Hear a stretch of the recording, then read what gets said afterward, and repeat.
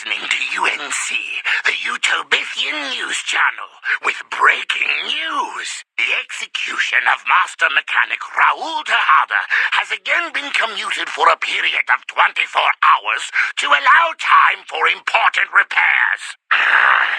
This time, you will get it done, Raoul! Joining us from his cell to comment on the situation is Raoul Tejada. Raoul! Hi there, Rondo. What's your take on the situation? All I want is to make the special robot work again. You know, I give it my best. We'll be right back after this word from our sponsor, during which Raoul will contemplate how lucky he is to be alive.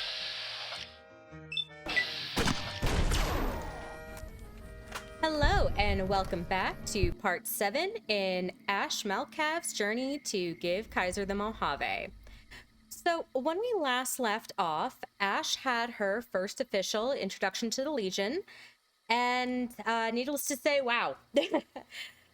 We met up with the leader of the Frumentarii, Vulpes and Kolta, who laid a trap in Nipton and ended up completely obliterating it. We also found out through several independent resources that the town was a debauched cesspit on its best days, and that it really had it coming. All in all, nothing of value was lost. Also during that encounter, Vulpes ensured that we were safe and then asked us to spread the word that the Legion had not only crossed the Colorado River, but to tell people what the Legion had done to the town, and that other towns that were like Nipton were going to meet the same fate.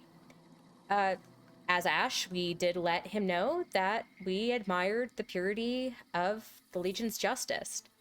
So, inspired by what she had seen, Ash decided to head to the NCRCF, which is the NCR correctional facility, where we had actually found Sheriff Myers, and we decided to kind of pick up on some unfinished business. So, as you can see, we were here, and while we were spreading the peace and love and, of course, the blind justice of the Legion, we overheard a radio broadcast. It was either being narrated by a super mutant or a nightkin by the name of Tabitha, and while that's rather odd, even the Mojave, it was someone by the name of Raoul that really got our attention. And in listening to that broadcast, it's pretty clear that he's held against his will, and that the radio station is located in Black Mountain. So, lucky for him, Ash has a heart of gold, and as much as I love Edie here, it would certainly help to have a companion that can either speak to us in English or Spanish. So, the good thing is, as well, that Black Mountain can really be spotted at any point in the Mojave, or by most of them at least. Now, as you can see down here is the correctional facility, and just by looking over the mountain, like some of the mountains, you can see some satellite dishes, some towers, and you can get a pretty good idea of where Black Mountain is. It's right there. So, we had two options when it came to traveling to Black Mountain. We can either go through Hidden Valley, which, as far as we know, is just an empty basin. There's really nothing worthwhile there except for some abandoned bunkers and bark scorpions. And the other way, which is the way I personally chose to go, was by traveling the train tracks here and going near the town of Sloan. As you can see, I haven't made contact with anyone in the town yet. It's still even marked as undiscovered. But the reason I chose to go through here, it's just a little more open. But we'll come back to why we chose this way a little bit more later, and why we're staying so close to the railroad tracks. So, as you can see, we're just traveling along here, still not going to make contact with anyone, but we're going to make sure to stay to the east. And again, we'll get more into that later, but Sloan is having a little issue that's not going to make traveling on the open road the best. So, yeah, we're going to continue on our way to Black Mountain. It's really not that hard to get to. Really the only enemies we have to worry about are bark scorpions if we're careful. And see, there's some right here.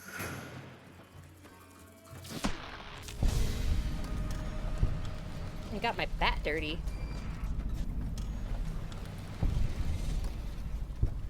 Now, we're not really going to bother going through Hidden Valley just yet. We'll let Eddie do his thing.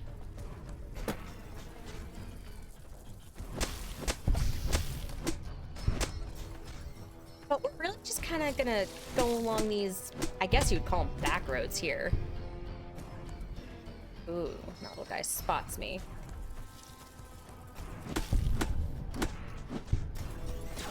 So, by going through this path, we technically touch through Hidden Valley, but you'll kind of see that just by traveling this way, we get closer to where we need to be.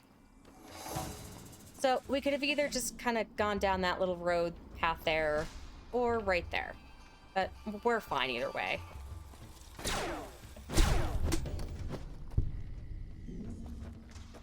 But these scorpions aren't going to be very fine.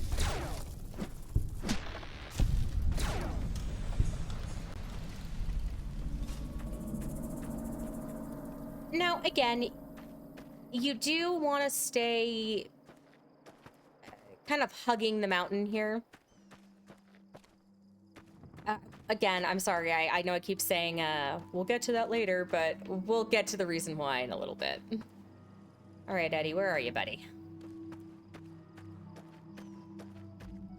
And of course, the #1 rule of the Mojave, save.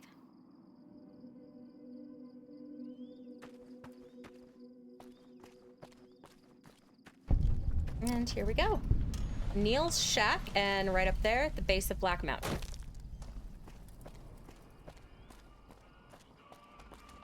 This is a dangerous place, human, especially for your kind. I suggest you turn back. There's nothing good waiting for you further on. What makes this a dangerous place? You must have heard her radio broadcasts. Though why a human would follow her invitation here is beyond me, unless you didn't listen very closely. The voice on the radio belongs to Tabitha, the supreme commander of Black Mountain, or as she calls it, the state of Utopia. She took control of this place almost 2 years ago. The super mutants here do whatever she says, and she says humans are to be killed on sight. Okay, so here you can see we have a speech check that we can't pass yet, and we do have a new quest added, but the speech check we only have level 38, we need a 50 to pass, so we can't do that. So before we get out of the conversation and fix our problem with drugs, we're gonna talk to Neil some more. So how did Tabitha end up in control? For years, Black Mountain was a peaceful community. Its leader, Marcus, broadcast an invitation to mutants throughout the Wasteland. That's how I found Black Mountain. So did others, most of them second-generation mutants. Marcus welcomed everyone. That was his mistake. The community ended up being mostly second-gen, not very bright, but easy to influence. Fine until the Nightkin came along, led by Tabitha. In a week, she had most of the second-gens thinking she was some kind of prophet, and that she should be broadcasting her truth, not Marcus. Marcus saw what was coming and decided to leave before things got out of hand. He smashed the radio and left to found Jacobstown. So if you can hear in the background, we can actually hear Tabitha chit-chatting. Her voice actually reminds me very much of Mark Hamill, especially when he did the Joker in the Batman animated series. Just a little something. Okay, you say Marcus smashed the radio. Not very well, apparently. There's a sad story behind that. Marcus smashed it just fine, but while we were gone, some ghoul named Raoul came along. Tabitha turned him into her personal mechanic. A slave, really. See, if I'd been standing down here, I could have warned him before it was too late. Okay, so now Neil is talking about Marcus, and something kind of fun is that Marcus is actually a companion in Fallout 2, and if I'm remembering correctly, he was also a sheriff. We actually don't get him as a companion in this game, or else I'd probably give him that sheriff's hat and duster that we found in Prim. But he's a first-generation mutant, so long story short, that means he was created directly by the Master in the first game during the Master's Unity agenda. So Marcus, Neil, Tabitha, every super mutant and Nightkin that we meet was at one point a regular human being. Most of them, I believe, were actually from the vaults. When they were kidnapped, thrown in a sack, essentially, and forcibly dipped into a vat of what was called FEV, Forced Evolutionary Virus, and they became this. So many end up losing completely who they were before they were mutated. Others, though, can suffer what I personally think is a worse fate. Some lose who they were, memories and all, but it's a little bit at a time, and it's small enough for that individual to know that they're losing themselves. We are actually going to end up meeting one of those particular mutants. Essentially, she's having a battle for her soul, and also the memories of the one she loved most. But yeah, Unity ended up being a total failure, because when the people are mutated, one of the many side effects is infertility, and needless to say, you can't build a world without babies since they're the future. Now, it's also interesting to see that the mutants separate themselves by first generation, second generation, because they were made to be completely unified, and they're still picking out differences in each other. So no matter what, people will always separate themselves, in my opinion, or just find stupid reasons to fight. So yeah, I know I said that was a long story short, but it was shorter compared to the entirety of Fallout 1. So back at it. Why are you here instead of Jacobstown? Marcus sent me here a couple of months ago to check on Black Mountain. I suppose you could say I came here as a spy. But with no signs of Tabitha's weakening and none of the second gens ready to revolt or to come to Jacobstown, there wasn't much I could do. Down here, on the other hand, I've saved a dozen mutants from heading up the mountain. It's not much, but it's something. I have my own reasons to stay away from Jacobstown for a while. Reasons we won't be discussing. So I've stayed here. Okay, well, I can respect that. I'm not going to tell him you seem friendly for a mutant. That kind of seems along the lines of, oh, you're a credit to your kind, son. And I'm... no. No. Ash is too pale for that. So let's ask, what is Jacobstown? The opposite of Black Mountain. A stable community of mutants, mostly. Led by a mentally stable leader. Humans are welcome there, so long as they behave themselves. Look northwest of Red Rock Canyon if you want to find it. All right, will do. So tell me about the Nightkin. Now again, Nightkin were created by FEV and the Master, but they are different from just super mutants. But again, they are a little nutty and infertile. So again, that's why Unity did not work out. The Nightkin are vicious in combat, and that's if you see them coming. Most don't. They were created to be soldiers and given devices to camouflage them in battle. Unfortunately, the devices drove most of them mad over time. They spend most of their time at the top of the mountain, but patrol the roads after dark as well. You do well to avoid the mountain at night. All right, will do. So what sort of trouble should I expect if I head up? The road is a series of switchbacks up to the peak. There are 3 blockades plus patrols. Sneaking past them would be difficult. Just before the peak is a kind of shanty village. More second gens there. And then there's Tabitha's compound, heavily guarded by her Nightkin. Okay, so that's really all we need from him from now. So we're going to back out of this conversation and end up taking a meeting people, which will get our speech up by 10. And we'll also take some mentats as well. So we should be able to just pass that speech check. Goodbye. actually one of the reasons I did not take Hidden Valley is because we don't have this run-in with Neil, because it takes us to a different part of the mountain, and we also have to go through a different path of creatures if we go through Hidden Valley. They're called centaurs, and they were also a victim of the Master's Unity plan.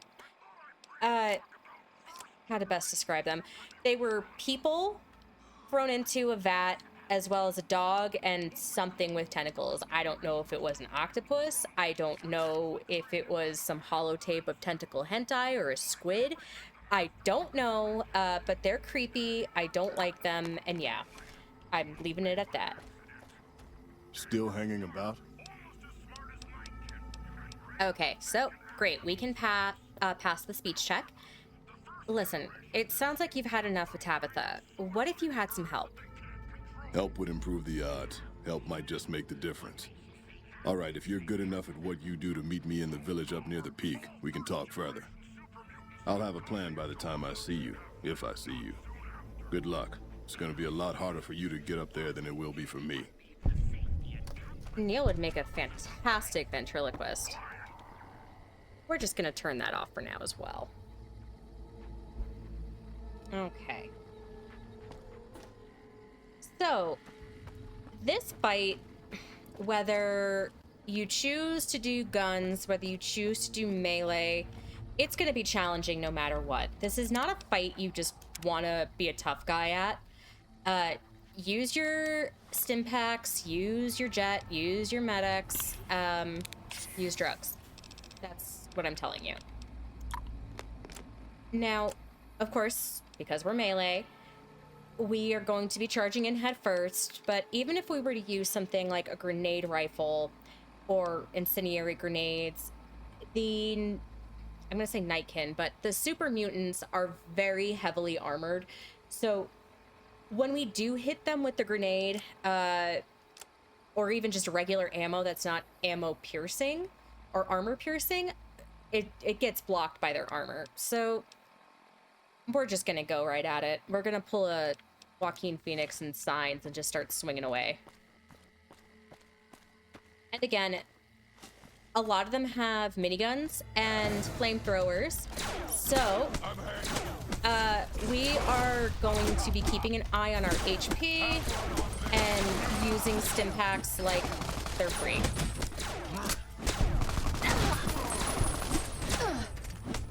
Really, once it starts going to the halfway point like it is now, heal up.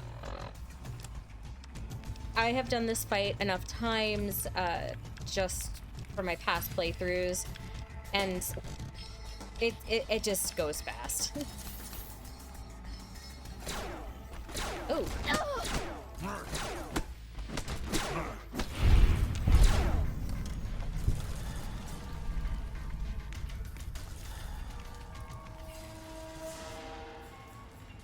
I should also make note that if you have not played Fallout 1, these super mutant masters here, they do not look like the actual master.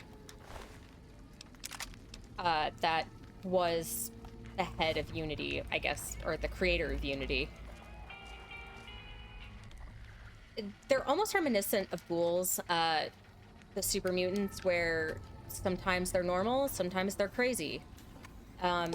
The Nightkin, they're described as having schizophrenia, and I'm not a therapist, but in-game they act more like they have DID, or dissociative identity disorder, as opposed to schizophrenia. But that's just me nitpicking. It's just sad.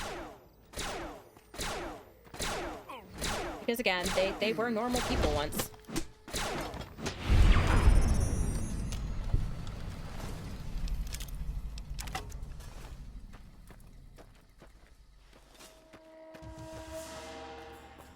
There is a character, his name is Harold, actually, who technically is a mutant, but looks much more like a ghoul until he turns into a tree. So I'll just leave it at that. Now, if you remember in Nipton, we came across plenty of legionaries where we had the option of taking their ear. Well, with the NCR troopers, we have the option of taking their dog tags, and we can actually get some pretty neat prizes for that later. This guy did not have a good time. Actually, can I get up there? Okay. Gotta be careful of the rocks.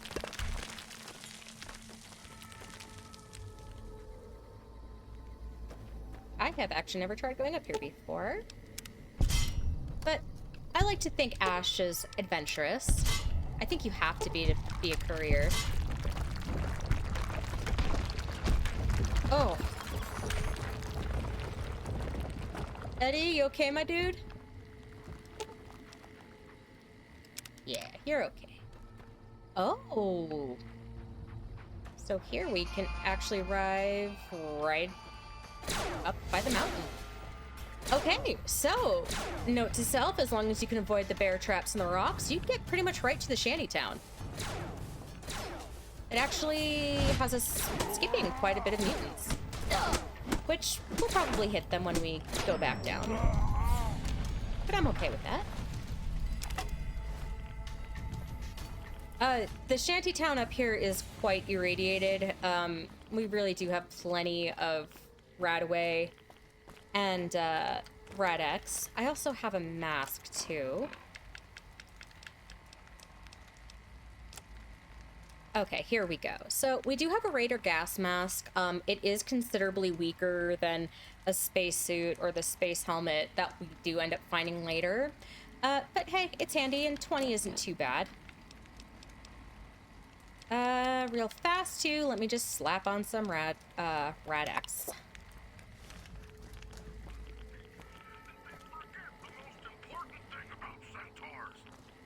Ugh, and she's talking about the centaurs. Yeah, they're creepy. I don't like them.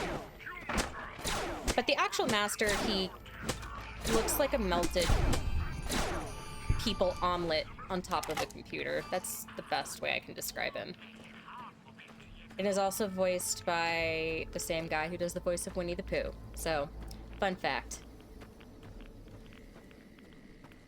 Now, Fallout 1 is old, but it is an excellent game. So, gotta recommend it. It's just different. You know, it's not like this game. I don't know what they call it. I think it's you know, you look down on it.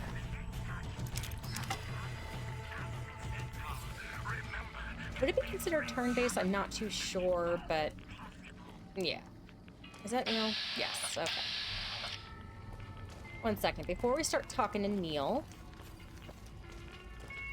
I'm just gonna do a little bit of exploring, of course, while I trip.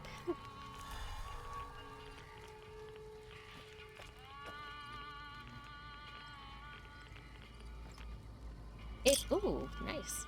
Now, if you don't have Rad-X or anything like that, this can wipe you out pretty fast. I do like Fallout New Vegas's radiation system as opposed to Fallout 4. I was not a fan of that. I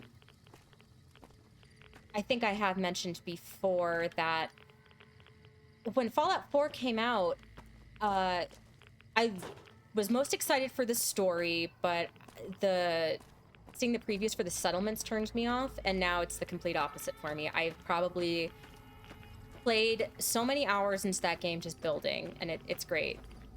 I would say that they also have the combat is superior to New Vegas for sure. But I'm a snob, I'll admit it. I think New Vegas is way better. And there's no need to disagree because you're wrong, if you do. But of course you don't, because you're on my channel and you're smart. I'm sorry. I can't even pretend to be that vain. A pleasant surprise to see you made it. I'm ready to get started if you are. Let's do it. Here's the plan. The gate to Tabitha's compound is guarded by several Nightkin, all of them using devices that make them invisible. I'm going to draw them away from the gate by telling them I spotted an intruder in the village. Then you slip in. That's your plan? I am an intruder in the village. Yes. So try to stay out of sight, because they'll be coming this way. Oh. Well, we can try to hide. Come on, Nettie.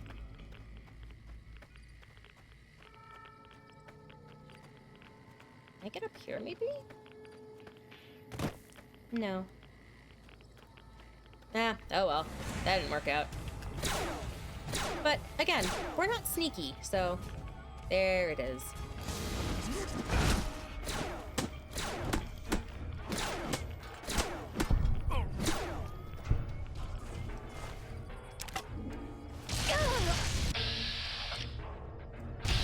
Okay, and I'm burning, so remember what I said about those stim packs.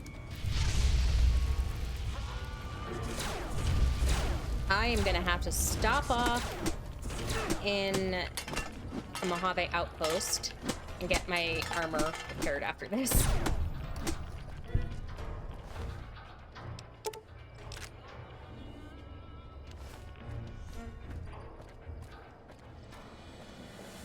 It's one of the reasons I stayed chill with the NCR there is I'm gonna need some of those repair services soon. Knight is one of the few who can actually repair my stuff to 100% right now. Oh, and we're gonna run into a problem here. Okay, so that Nightkin up there has a really awesome weapon called Annabelle. And, yeah, they're using it on me.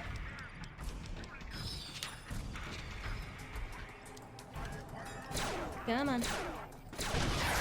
Oh! Yeah, oh. Now, one of the things you can do is just use stim packs to heal your limbs, at least at normal level. But we got plenty of doctor bags, so we can just use them for what they were intended.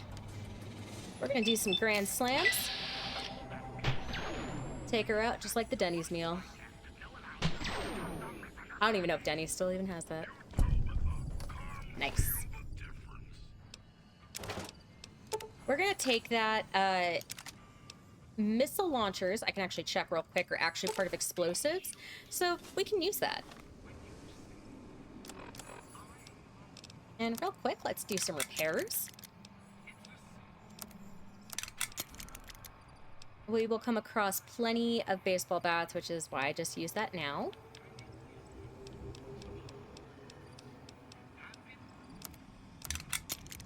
But this stuff does sell for quite a bit. I mean, this super sledge isn't even halfway repaired, and look how much money we can get for it. I do prefer something faster like the katana or the baseball bat, but hey, it's whatever you like. Oh boy. Okay, so yeah, we are definitely gonna have to go get that repaired later. Come on, Eddie. All right, so first things first, you're gonna go inside this building here and see what's up.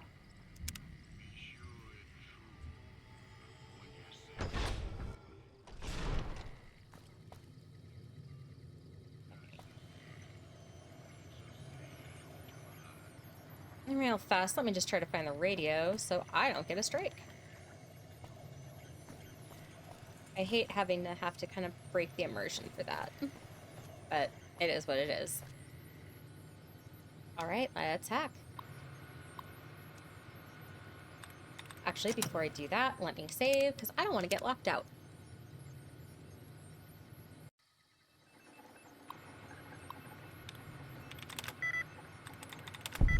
There we go. Nice and easy.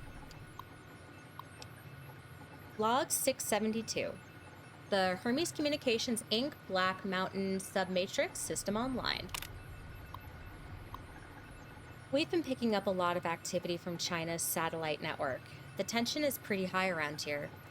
Frank's been talking about securing a place in one of those vaults for himself and his family, and then he didn't show up to work yesterday. I think we all knew where he went. Log 674. Oh my god. It's actually happening. We have readings across the board of launches happening everywhere. They must have thrown everything they had, and it looks like we didn't hold back either. The computer says we have 2 minutes until the first missile drops. That is horrifying, knowing what's coming for you. And you know it's 2 minutes and there's nothing you can do. Especially on a mountain. Log 675. I can barely type. The mountain shielded us from the worst of the blast, but there's too much radiation. I hate to say this during a tragic situation, but for those who have seen Monty Python and the Holy Grail, this kind of reminds me of Castle. If you've seen the movie, you know what I'm talking about, and if you haven't, go see it, and then you'll know what I'm talking about. Okay. Wow, I can't believe these old machines still work. This place looks pretty defensible, and the radiation should keep up. Should keep the majority of people away. Looks like we found a home, at least for now. First things first, though, we've got to get these corpses out of here. Poor bastards. Oh, Marcus. Okay, I'm not even gonna try to do Marcus's voice, because it's too epic. I know he was also... what was his name? Dorf on Next Generation. And I'm gonna let you in a secret. I hate Next Generation. Original Star Trek only. And William Shatner is the best captain. Again, there's no arguing with it. So wow, got a good little bit of history. Real quick, let's save.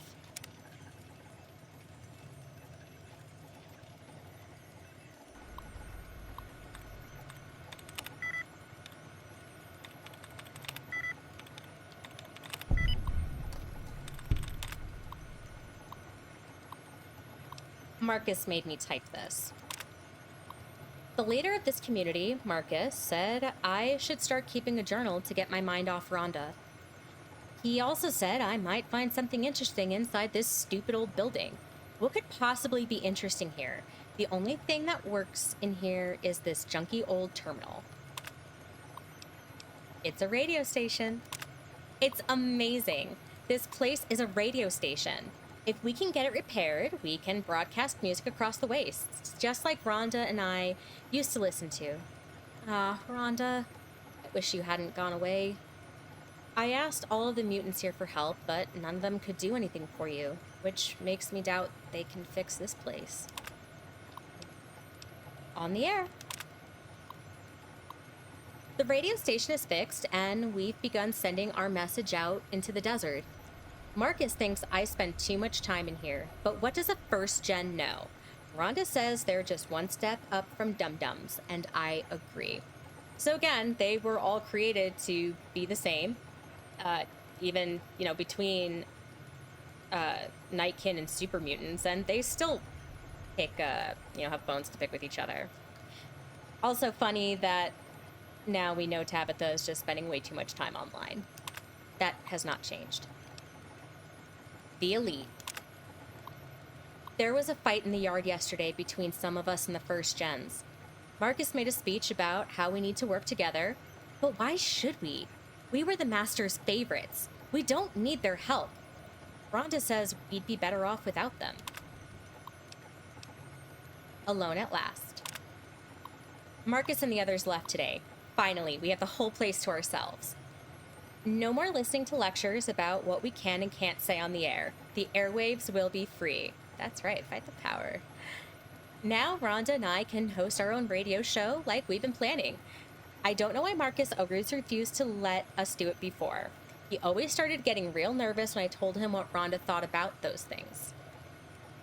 Rhonda says he was afraid she was too smart to control. Anyway, this is the start of a new era. The only downside is most of the dum-dums chose to stay. Luckily, Tabitha is a very benevolent leader, I suppose. Great news! A ghoul entered our camp today who has experience fixing machines. He seems to really like it here, so I hope he can stay long enough to fix Rhonda. Weird. Rhonda just asked me why she would need fixing. She has a point. What was I thinking? See. I finally got Raoul to finish installing the security measures on my door. Now I can have all the privacy I want, just in case I have a dum-dum moment. I placed the spare key under the stairs behind my building. No one ever goes back there, so it should be safe from discovery. Okay, so, hey, we know that there's a key right out here, but we're gonna hold off on that just now. Let's see if there's anything just in here worth taking. It does look like a cool little radio station. I've always kind of wanted to do that. Just kind of chill and listen to music and maybe, but you know, I don't have a voice meant for radio. I do have the face for it though, however, and that's not me compliment fishing. But yeah, I just always thought it was really neat. And I like the whole idea of pirate radio and ham radio, things like that.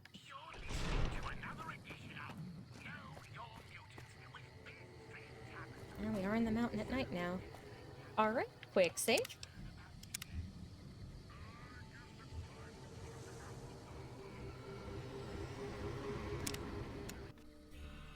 Ooh, what do we got here?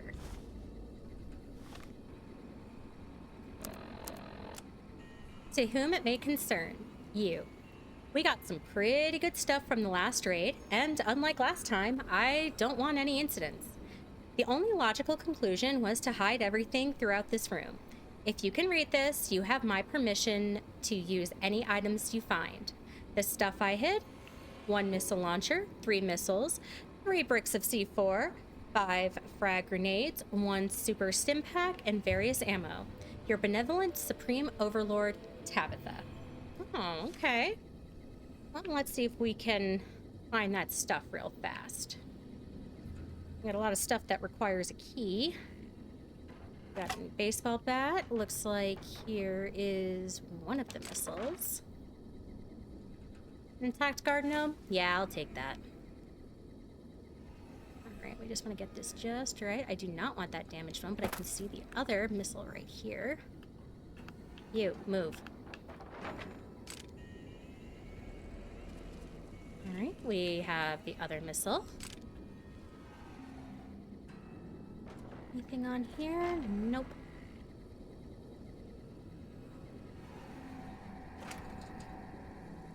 I mean, this treasure hunt is already worth it. We found some sunset sarsaparilla. Eddie, watch it, my dude.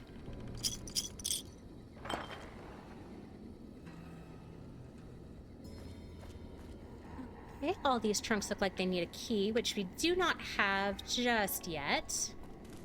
I'm not opening that nasty thing.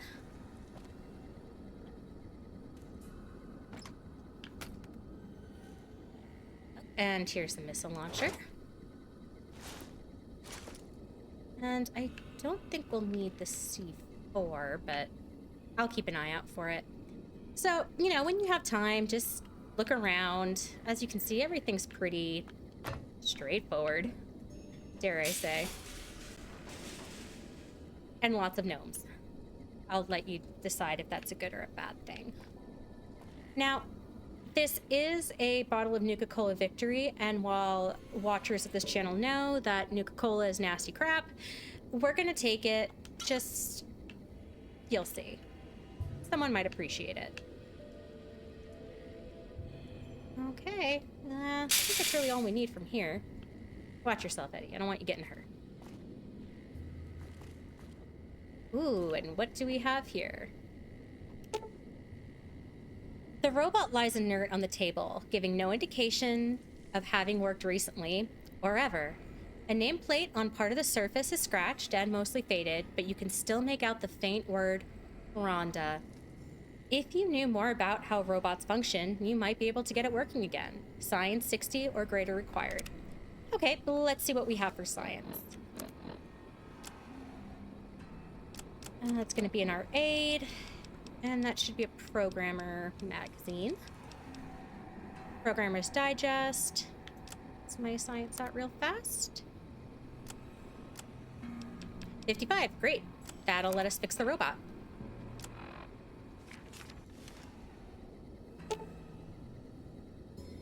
Okay. Check the robot's circuitry. You quickly ascertain that the robot's current AI state is set to hibernate, likely a self-defense mechanism after the unit suffered catastrophic damage. Whoever repaired it probably didn't know how to reset its AI. After flipping the right switch, the robot jumps to life. Hello. Could you please direct me to Mistress Tabitha? Sure, follow me. We already know where she is. Thank you very much. My internal clock says it's been 6 years, 52 days, 40 minutes, and 13 seconds since I last spoke to her.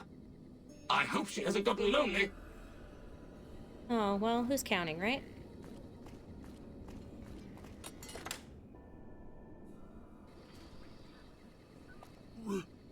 Rhonda? Is that you? It is, Mistress Tabitha. How I've missed you so. This stranger here fixed me up right as rain. Is she a friend of yours? I don't know how to thank you for bringing Rhonda back to me, stranger. Here, take this. I won't be needing it anymore. Does this mean you're not going to kill me? No, of course not. I don't know what I'm gonna do now with Rhonda back. Mistress Tabitha, we should be heading off. Our journey has been much delayed, but we can catch up if we hurry. Come along now. Yes, Rhonda. Oh boy. So we can now take that key and go searching up in the radio station. But before we do that, we're going to take another look around. Now, you might wonder why I chose not to kill Tabitha. And the reason for that is just morally, I just don't find it the right thing to do. She's, to put it delicately, insane. Or, yeah, Tabitha. Why I chose to give Tabitha back Rhonda. She's really in control when Tabitha has Rhonda, and it makes a nice little ending as well. And now that she's gone, more mutants will be inclined to go to Jacobstown as opposed to here in Black Mountain. The only real down part is you don't hear her insane ramblings now that she's gone. So here we're going to check out the prison building. That was right next to the storage building that we were at. All right, so there's a locked terminal, very hard, and a broken toy car. Let's check out this terminal. It's not locked. Entry 1. As if I don't have enough pointless things to do here, Tabitha wants me to start keeping a log of all the repairs I do. So here's my first log entry. I fixed up several old terminals that were left over in the intact buildings here. I wonder what she's planning to use them for. Apparently, the mutants raided a caravan today. One of their rifles jammed. Took about 7 minutes to fix it. I also performed minor maintenance on the broadcasting tower outside. It's tempting to think that I could have just pulled a switch there and taken this accursed station off the air. No doubt she would have killed me as soon afterwards, but it might have been worth it just to see the look on her face. The mutant with the scar across his face, whom I've taken to calling Cuddles, stopped in today and asked me to fix his car. I told him that's outside my expertise and seriously thought he was going to kill me. Tried to escape today. Tabitha had one of her men beat me senseless when they caught me. Now they lock me up in the next room whenever I'm not working on something. Oh, and I fixed a toaster. Cuddles came in about his car today. He even brought a container of gas and asked if that would help. I tried to tell him that gas was not the problem, but he got really angry and dragged me outside. Tabitha killed him herself before things got too ugly. At least I don't have to hear about his damn car anymore. Tabitha came in today and she's concerned about my safety. She's insisted that I change the lock on my door to require a password using one of those computers I fixed. I'm really starting to regret ever fixing those. The password is 123456789. Like anyone who cares will ever read this. Okay. And now we can also see the broken toy car was Cuddles' toy car. So that does explain a reason why the gas wouldn't work. And now we can check out the computer. and disengage the lock. Force save.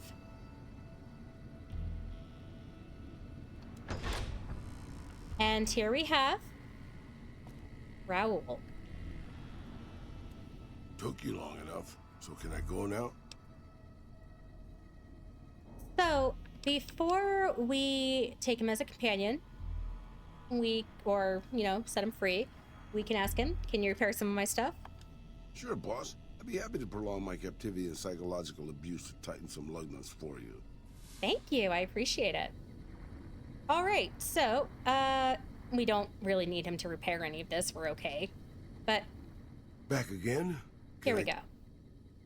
It's okay by me. Enjoy your freedom. Alrighty then. I'll just head out, alone, by myself, into the dangerous waste. All right. Actually, do you want to tag along with me? Anything's better than staying here. Let's go. And now Raoul has given us the regular maintenance perk. So now our weapons and equipment, they're going to degrade a lot slower now. But let's find out who exactly he is. Besides Danny Trejo, and the thing with Raoul is he usually says what we're all thinking, so that's something to keep in mind. So if you're looking for someone who's going to kind of brown nose you on your journey, it's not Raoul. What can I do for you, boss? Okay, so let's ask him. Tell me about yourself. Sure, boss. What do you want to know? Who are you? You forget about me already, boss? You sure you didn't take a blow to the head or something? My name is Raul Alfonso Tejada. Then why does your jumpsuit say Miguel? Probably because it used to be Miguel's. Okay, I would like to ask you something else about yourself. I'm an open book, boss. Granted, the book's in Spanish and some of the pages have fallen out, but I'm an open book. How can I best make use of your skills? I'm not much use besides being a portable encyclopedia, really. I guess you could use me as a pack Brahmin, but my knees aren't so good anymore. I don't believe that. You must have some skills. That's nice of you to say, boss. But I'm an old man. Not much use to anybody anymore. Time was. I was a pretty good shot with a pistol. I guess I'm still half decent. These old bones aren't much use in hand-to-hand fighting, though. I can also do maintenance work on your stuff.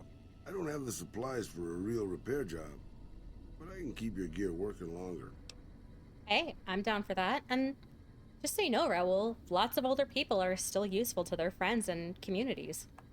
Yeah, maybe you can introduce them to me, if we find them, because I've never met one. All right, and we're gonna put that on a little mental post-it and pin that. I'd like to ask you something else about yourself. I'm an open... Where are you from, if that wasn't obvious? I was born just outside Mexico City. My family had a little ranch there. How old are you? Old enough to know better, boss. Old enough to know better. Yeah, I get that. So, what's Petro Chico? You never heard of Petro Chico? Un amigo de Poseidon Energy. Of course not. Friend of Poseidon Energy. They were an oil company in Mexico back before the war. So, how did you end up at Black Mountain? Well, boss, when a giant, insane super mutant asks you to stay put, you do what you're told. Well, maybe you don't. But I'm just a broke-down old man. But how did Tabitha find you in the first place? It's stupid, boss. I used to listen to the radio broadcast, just to pass the time. Well, one day the signal stopped, so I figured I'd try to find a transmitter. I'm a pretty good repairman. Or I was before my eyes started to go. Anyway, I found Black Mountain and offered my services. But Tabitha decided I was useful enough to keep around. Permanently. Okay, so that's really all he'll tell us about himself for now. But we can ask him more about his view on the Mojave, so might as well. Can you tell me anything about Mr. House? Just how old do you think I am, boss? because I can pretty much guarantee I'm older than that. Let me tell you a story from before the Great War. Everybody knew Robert House. He was a genius, a superstar. Founded Robco at 22, dated Hollywood starlets, the works. They say he saved Las Vegas. I was in Mexico City when the bombs dropped.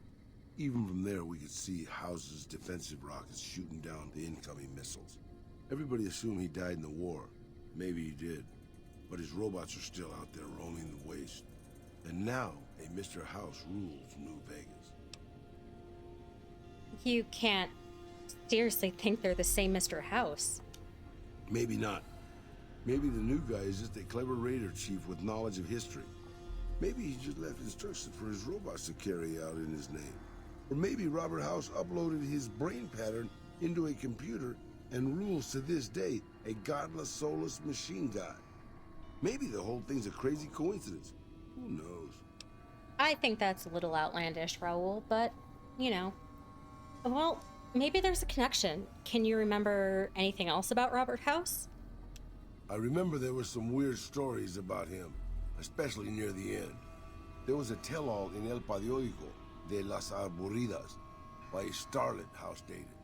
She said they never, Now don't make me spell it out, boss.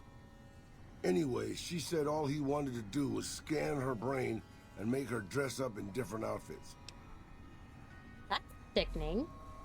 It was quite the scandal, at least in the Latin American tabloid journalism market. Okay, so I had some other questions. You're a veritable geyser of curiosity, boss. All right, well, I'm looking for a man who shot me. He wears a checkered coat and carries a shiny pistol. Seen him? Sure, boss. I saw lots of guys like that while I was held prisoner by an insane super mutant in an isolated mountain fortress. Can you narrow it down? You're being sarcastic, aren't you? Just a little bit, boss. Nah, I haven't seen him. Sounds like a city slicker, though. Might try looking on the strip. Okay, so what's your take on the NCR? They're all right, I suppose. Had a bit of tough going there at the beginning. You know their first town was nearly wiped out by raiders. Anyway, they got their good points and their bad. Just like a lot of the old governments from before the war. So, you know, it's something also to note that, of course, Raul is a pre-war ghoul, so he has been around for quite some time. And let's ask him. Important question. How do you feel about Caesar's Legion? After all, we're hoping to join, so it's important to know how our companion might feel about that. I don't really have a problem with them. People around here tend to see them as invading marauders planning to burn and pillage the countryside. But I've been to Arizona, boss. Before the Legion, it was a nasty place. So thick with raiders you couldn't trade with a town 2 miles up the road.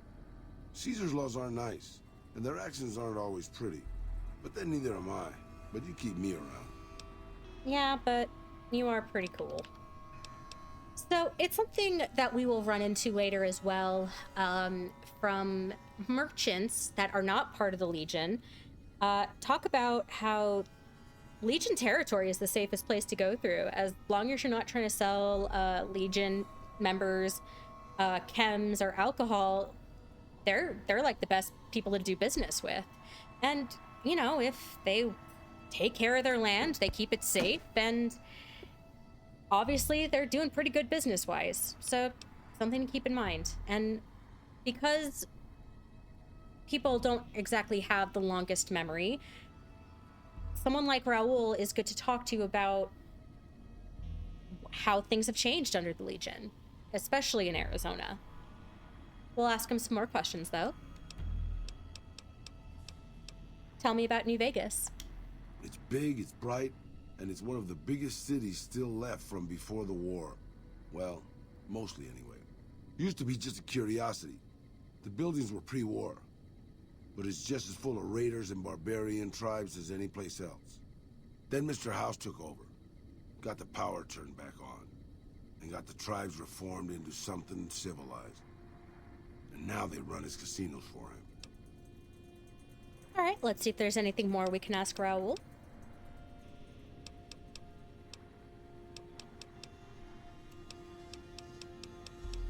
All right, so that's really the end of his dialogue for now. That's all I wanted to know. We'll talk more later. Anything you say, boss. All right, so we now have a new companion, Raoul. Again, he is supportive of the Legion, as much as he is supportive of anything. But we can see he's quite a cynic, which isn't necessarily a bad thing, as long as it doesn't get to be too much. But now that we have him here, I think we can take our chance to explore. I think we've earned it. But something else to note too is that if you try to get him to repair your stuff before you're at his hut, which we'll find that later, he gives you, of course, his normal sarcastic answer of, do you see a repair bench around here? So, again, Raoul, a lot of the times, he really does say just what the average person is thinking. And it's also good now, too, because, hey, now we have some range support. I mean, Eddie's pretty good with it, but it doesn't hurt to have more. So really, a lot of this is guns and such, and we're gonna give most of that to Raoul, because that is his weapon of choice, is his revolvers, and we'll probably end up giving him a cowboy repeater as well, just for the extra long range. Now, what we're going to do is we're going to go back into the building that we originally went in, that had all the terminals from the people who passed away when the bombs fell. Now, Tabitha did give us a key, but if you recall, in the terminals, they mentioned that, hey, there's a key outside, and that's actually right here as well. So, might as well just take the extra. Ooh, and I am hearing thunder. Now, had we chosen to take that key and not repair Rhonda, we would have had to fight her. She's not that bad, as much as any kind of Nightkin is. But, again, to me, it just didn't seem like the moral decision, and Ash is a moral person. So, at least for now. Oh, repair note. Just to take a quick look at. Music songbook. You know, it's a shame we can't start our own radio station here. But that's okay. These things happen. Alright, and let's just check out that repair note while we're at it. Raoul, Rhonda made me angry, so I threw this. Now it doesn't seem to work. Please fix. Oh boy. So, now that we have Raoul as a companion and we have really defeated Black Mountain, we will call it for this part. And actually, it's really cool because if you look off in the distance, there's New Vegas, the jewel that everyone is fighting for. Well, that and the Hoover Dam. But again, we are going to call it the end right here. And if you can, I want to say first off, thank you to everyone who has taken the time to leave a comment, a like, and has subscribed. I do have a link in my description for the mods that are being used, as well as a link to my Patreon as well. If you'd like, take a look at it. And next time we meet, we'll see what else the Mojave has in store for us. And on that note, later days, everyone.